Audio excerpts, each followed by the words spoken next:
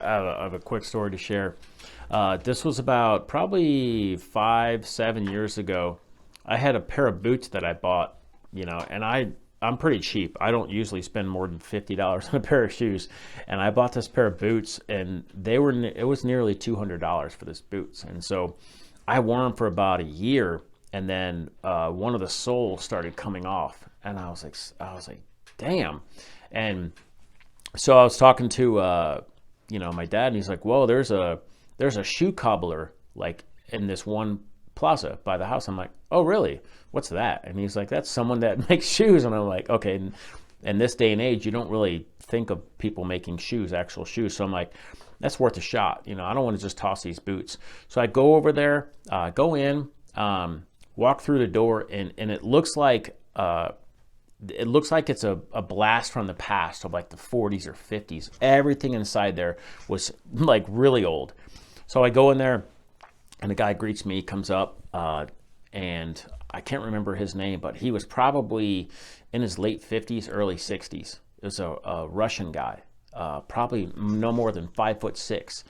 And I showed him my boots. He had very little English, and I had very little Russian to give him. So he looks at him. I show him that it's broken, and he's like, kind of shakes his head, and he's like, "Yeah." And then he just writes me this old receipt, and he hands it to me and says 1 week. I'm like, okay. So I go back a week later, and I go in there, and he didn't hear me, and so he was just working away. He had all these different kinds of machines. He's like sculpting leather, doing all this stuff, and I'm like, holy crap. Comes over, and there was a little girl that was in there, and so she comes over, and I hand her the receipt, and she looks around, she gets the shoes, and I said, how long has he been doing this? And it's like that was her grandfather, and he had been doing that since he was 5. His father taught him in Russia, and I'm like, this is someone who has perfected a craft. And so I picked up my boots and I looked at them, and I couldn't tell one from the other. One of them had half the sole ripped off, and I looked inside there, and he had even put new inserts in the bottom. I'm like this is insane. Like someone to take that and just repair it. So when I think of someone that's a master of their craft, they practice it every single day for a really long time.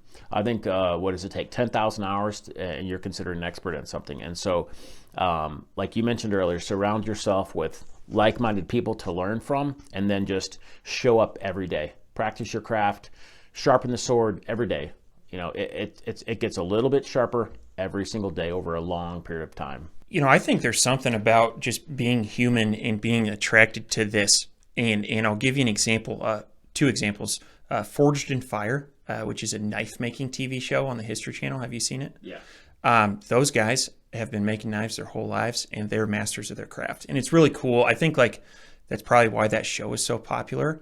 And you can, if you apply this thought to TV, boy, cooking shows, like watching world-class chefs cook and prepare a dish, like there's something attractive to just watching that. And so anyway, I don't believe that I am a master of any craft yet, but someday I hope to be a master once I get my 10,000 hours in. Yeah, absolutely.